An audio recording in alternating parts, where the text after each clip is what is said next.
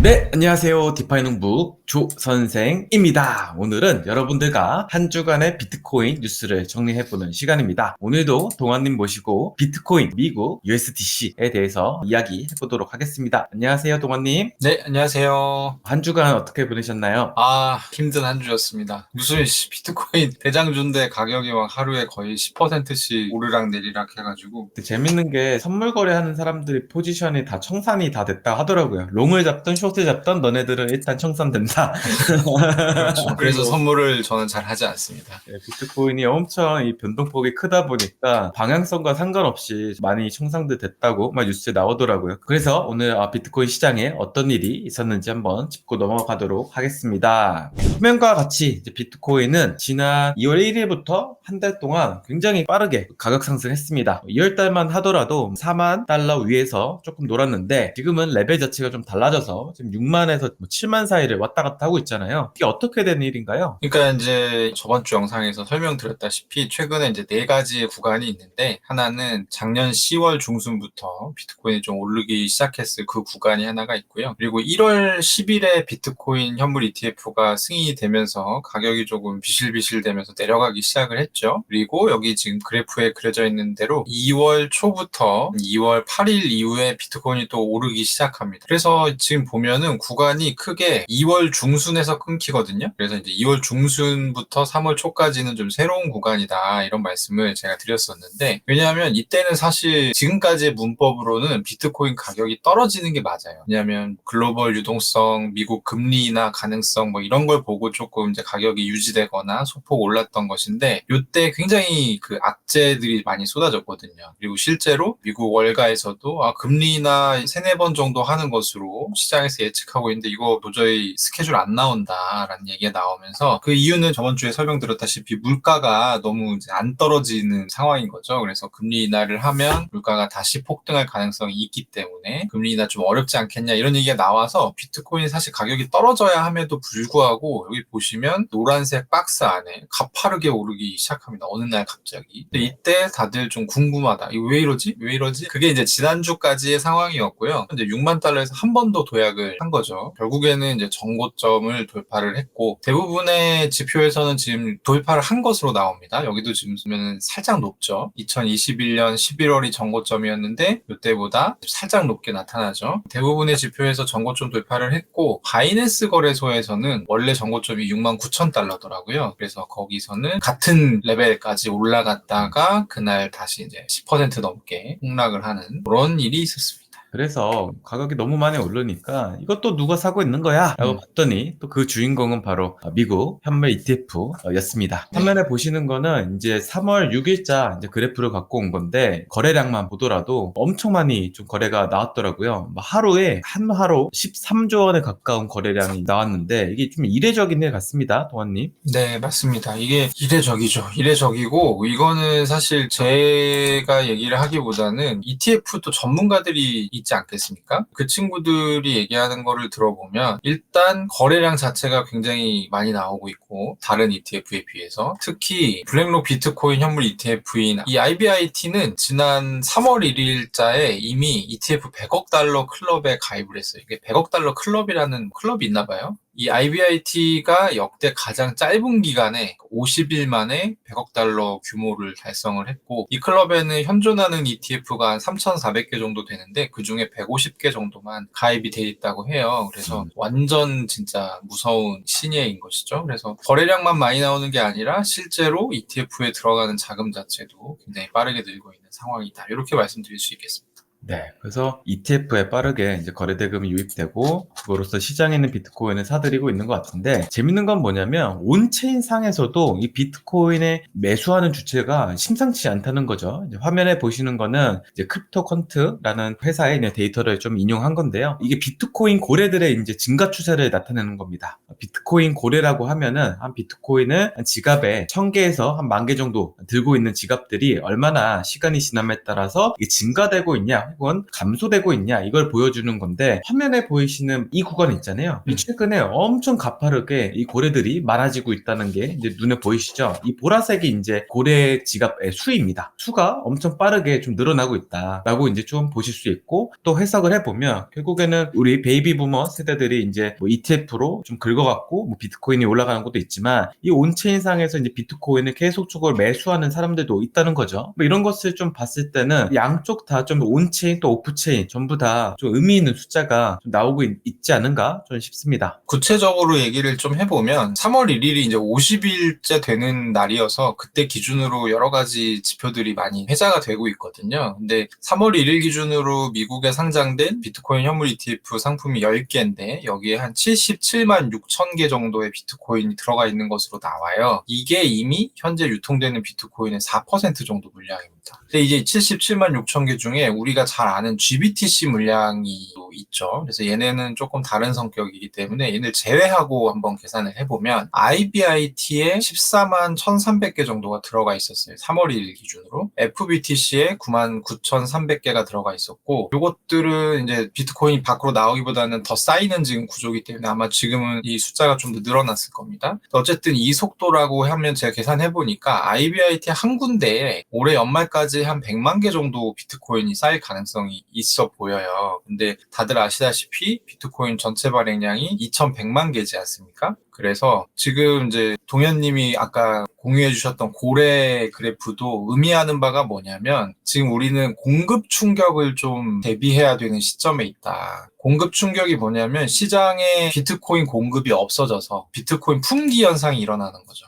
그러면 이제 보통 가격이 굉장히 가파르게 올라가는데 이 블랙록 ETF의 IBIT에 비트코인 쌓이는 그래프를 그려보면 이게 거의 1대1 정도로 그냥 평탄한 수준의 정비례 관계의 어떤 그래프 기울기가 나오거든요. 근데 요게 이제 J커브를 그리는 순간 가격이 올라가는 상승폭 자체가 굉장히 달라질 수 있다. 그래서 지금 요즘에 조금 비트코인을 보신다고 하는 분들이 좀 중요하게 봐야 된다는 거는 뭐냐면 요 J커브가 언제 시작될 거냐. 요거를 이제 굉장히 주의해야 된다. 이걸 못하면 비트코인 상승을 이제 좀 덜 먹을 수밖에 없는 거죠. 그래서 어쨌든 2월 말부터 ETF에 엄청 자금이 들어오면서 제가 이해할 수 없는 상승이 나왔다는 얘기를 방금도 드렸고 저번 주에도 드렸는데 요 자금은 아마도 기관 투자자 수요 일부가 들어간 것으로 보여요. 왜냐하면 그 원래 블랙록 같은 큰 자산 운용사들이 고객들의 자산을 얼로케이션 할당하기 위해서는 허락을 받아야 된대요. SEC에. 화면에 나오는 기사가 그 내용인데 블랙록에서 글로벌 할당 펀드를 위해서 비트코인 ETF 구매 신청을 했는데 어디다가 했냐면 SEC에다 했다는 거예요. 근데 얘기는 뭐냐면 하고 있는 펀드가 비트코인 ETF를 배분하겠다. 여기다가 고객들의 돈을 넣겠다. 뭐 이런 신청인 것으로 보이고 이 얘기인 즉슨 요걸 이제 SEC가 승인을 해준 이후에는 많이 얘기했던 베이비 부머 세대들의 리테일 자금들이 본격적으로 ETF 안에 들어갈 수가 있다. 그래서 그때 또 어떤 상승이 나오는지 저희가 좀 지켜볼 필요가 있다. 아까 말씀 주셨을 때 이제 공급 충격이라는 전 처음 듣는 단어를 좀 말씀해 주셨어요. 근데 이게 주식시장으로 치면 품절주 같습니다. 느낌은. 맞습니다. 사람들이 많이 사다 보니 유통량이 적어졌고 그러다 보니까 인위적으로 가격을 올렸던 게 이제 품절주들이 상한가 나오는 뭐 그런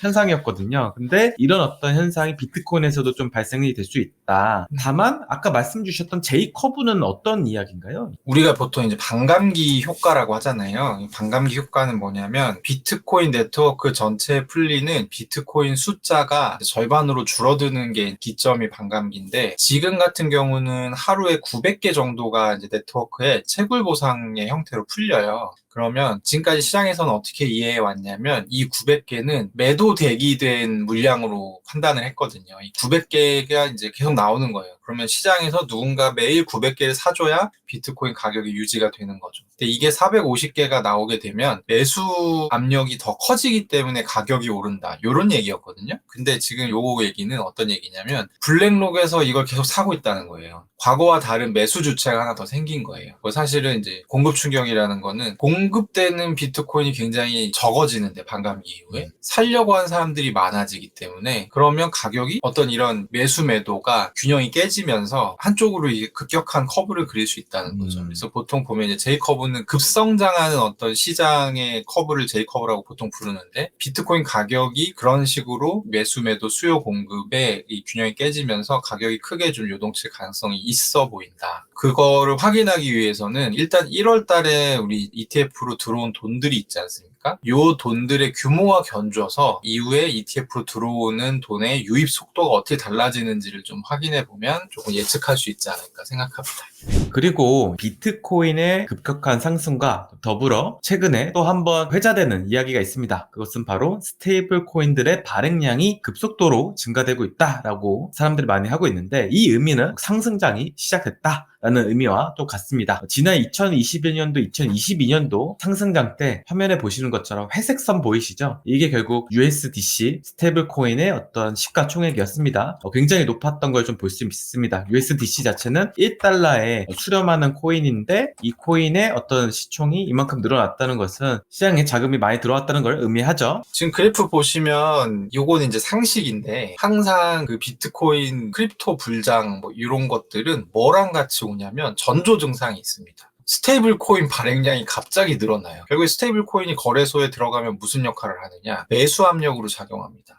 그래서 스테이블 코인이 시중에 좀 많아져야 코인도 막 비트코인도 막 살 수 있고 그렇지 않겠어요? 그래서 이게 굉장히 중요한데 보시다시피 21년 이전에 이제 쭉 가격이 이제 좀 스테이블 코인 어떤 발행량이 올랐죠. 그리고 정점을 찍은 이후에는 크립토 윈터가 오면서 이게 또 줄어드는 그런 추이를 보이다가 요건 이제 USDC의 어떤 흐름인데 작년 같은 경우는 USDC가 되게 좀 빌빌대는 모습을 보였어요. 시총이 오히려 줄고 USDT는 굉장히 승승장구하는데 근데 올해 들어서 USDC 발행량이 14.3% 증가했습니다. 올해 들어서 USDT 같은 경우는 8.7% 정도 늘었거든요. 이건 좀 이례적이다. USDC가 빠르게 늘어나고 있고 다들 아시겠지만 USDC의 정체성은 뭐냐면 믿을 수 있는 스테이블 코인이라는 포지션을 점유하고 있습니다. 왜냐하면 이제 미국에서 주로 월가의 어떤 기업들이 이렇게 조인트해서 컨소시엄 형태로 만든 게 USDC잖아요. 그래서 미국의 규제를 완전히 다 지킬 수밖에 없고 비교적으로 보면 이제 USDT 같은 게 지금 업계 1위인데 굉장히 많은 물음표가 찍히고 있는 운용에 과연 얘네가 그 USDT 백업 자산으로 그만큼의 자산을 실제로 보유하고 있느냐부터 시작해서 USDT를 운용하는 테더사는 지금까지 거짓말을 했다 걸린 경우가 너무 많기 때문에 사실 조금 1위는 1위지만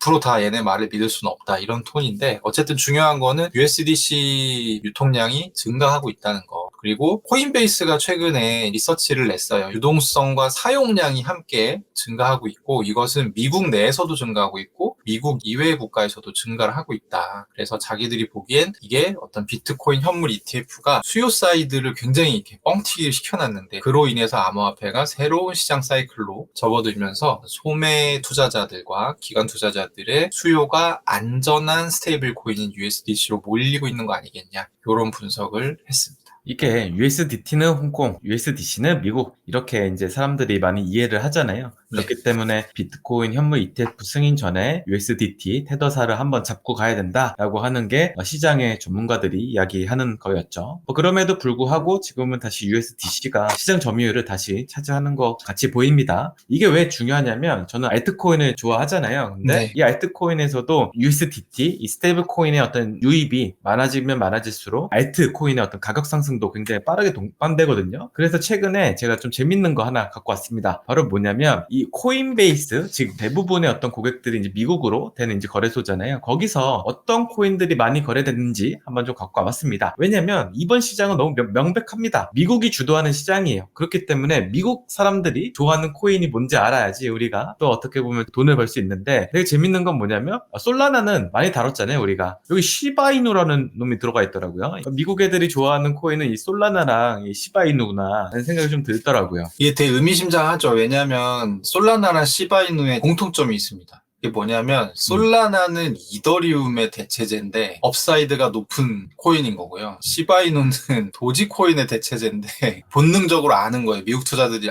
우리가 들어가기 좀 늦었다. 그러면 이제 업사이드 높은 게 뭐가 있냐 뭐 이러면서 지금 솔라나랑 시바이누가 제가 보기엔 관심을 많이 받고 있는 것 이거는 조금 다른 얘기지만 솔라나가 현재 폭발적인 생태계 확장을 하고 있어요. 거의 솔라나 생태계 들어가면 전부 다 민코인들입니다. 민코인 에어드랍 해주고 그 민코인이 갑자기 시총이 엄청 빠르게 불어나면서 사람들이 뭔가 포모를 느끼고 그러다 보니까 이제 솔라나가 굉장히 폼이 좋다. 최근에 이제 백스라고 하는 앱도 출시될 건데 그 백스라는 앱은 디가시라고 하는 솔라나에서 1등 NFT를 만든 창업자가 나와서 만든 새로운 프로젝트예요. 그러니까 재밌는 건 뭐냐면 백스를 사잖아요. 그러면은 카드를 줍니다. 그럼 카드를 갖고 있으면은 솔라나 기반의 밈코인을 주는 거예요. 그래서 그 백스가 밈코인을 네. 담는 자루 같은 느낌입니다. 어, 그래가지고 아직 발매 전인데 엄청나게 사람들이 그걸 사고 있고 네. 왜 솔라나에서 밈코인 다 따라다닐 필요가 없잖아요. 이거 하나 딱 들고 있으면 다 밈코인 주니까 테마 자체가 솔라나에서는 이제 밈코인이 좀 주요 키워드로 떠오르고 있다. 이런 얘기 좀 드리고 싶었습니다. 그리고 마지막 주제죠. 바로 미국의 금리입니다. 금리 인하가 되냐 안 되냐에 따라서 이 시장 그리고 투자 시장의 어떤 방향성이 좀 결정이 되는데 우리 또 파월 형님께서 또 마음이 좀 변하신 것 같습니다. 또 어떤 일이 있었나요? 분위기를 설명하면서 2월 달에 무슨 일이 있었는지 좀 잠깐 얘기를 드렸는데 2월 달에 고용과 물가 관련 지표가 생각보다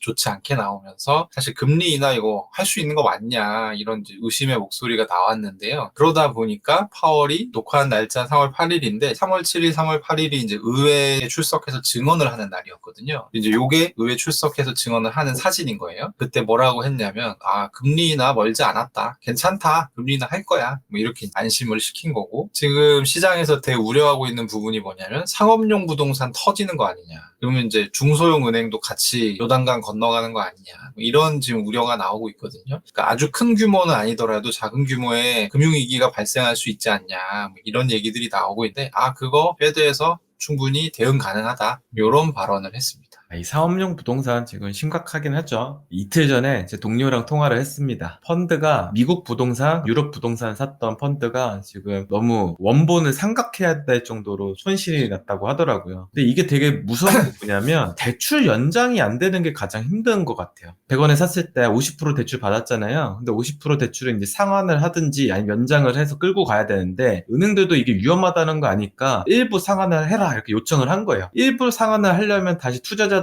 사재를 꺼내갖고 넣어야 되잖아요. 그렇죠. 근데 얘가 너무 상태가 안 좋은 거야. 얘가 너무 고점에 물렸구나. 이거 물 타봤자 못 건지겠는데? 라고 하니까 안 넣어. 이렇게 돼버린 거지. 그러다 보니까 포클로저라고 하는데 담보를 이제 은행이 회수하겠죠. 입찰 붙여가지고 청산시키겠죠. 그런 절차를 좀 가져가고 있다고 하더라고요. 이게 진짜로 심각한 문제 같다는 게 좀 피부로 좀 느꼈습니다. 네. 그리고 이제 저는 이 오랜 투자 짬밥에서 나오는 어떤 이 멘트에 숨어있는 뒷뜻. 그러니까 여기 보면 상업용 부동산 대응 가능이라는 말이 뜬금없이 나오는 이 양반이 하는 걸 보면 대응이 안 되는가 보다. 이런 생각이 들지 않습니까? 그래서 어쨌든 지금 크립토 투자자 입장에서 중요한 거는 금리 인하를 하느냐 마느냐인데 그렇죠. 이것도 제가 한 주, 두 주 정도 전에 방송에서 말씀드렸죠. 이거는 그냥은 할 수가 없다. 무조건 이거는 미국 경제에 어떠한 형태로든 위기가 와야 그때는 이제 중소형 은행주들이 자빠질 수 있다라는 얘기를 제가 드렸었는데 어떻게 흘러갈지 좀 봐야 될 것 같습니다. 그래서 오늘의 얘기를 좀 이렇게 종합을 해보면 ETF가 워낙 강해서 비트코인이 전고점을 뚫었고 USDC도 지금 발행량이 높아지면서 올라오고 있는데 이것이 사실은 이제 미국 투자자들 그리고 디파이 투자자들 포함해서 전반적으로 어떤 투심이 조금 좋아지고 있는 현상을 나타낸 거다. 그러니까 분위기 매우 좋은데 여기서 금리 인하만 딱 떠주면 금상첨화라 이거죠. 근데 어떻게 될지는 지금 좀 지켜봐야 될 것 같다. 그래서 마지막 남은 퍼즐이 금리다. 우측에 보시면 이 고란님 트위터에서 갖고 왔는데 빨간색 선 보이시잖아요. 사람들이 카드 부채를 갚지 않고 리볼빙하는 그 추이라고 하더라고요. 그래서 개인들의 이제 부채가 계속적으로 이제 증가하는 추세다. 그 반면에 개인들이 저축을 하는 비율은 계속적으로 내려가고 있다. 그래서 이 스프레드가 커지고 있다. 이것도 위기 아니냐라고 하는 설이 있어요. 그래서 금리 인하를 하지 않으면 뭔가 폭탄이 퐁퐁퐁 터질 것 같다라는 생각이 좀 들더라고요. 그렇습니다. 네, 오늘도 동환님하고 한 주간의 비트코인 뉴스 그리고 이슈들을 좀 다뤄봤습니다. 오늘 비트코인이 빠르게 상승했고 USDC의 어떤 발행량이 급격히 올라오고 있다. 그래서 블록체인의 어떤 상승장이 시작이 되었고 이제 여러분들은 이제 금리가 인하되는지 아니면 동결되는지를 좀 추이를 보시면서 투자하시면 좋을 것 같습니다. 오늘도 동환님과 좋은 콘텐츠 여러분들께 공유할 수 있어서 행복했고요. 저희는 또 다음 주에 찾아뵙도록 하겠습니다. 모두 감사합니다. 구독과 좋아요, 댓글 알림 설정 부탁드리도록 하겠습니다. 빠이! 빠잉. 안녕.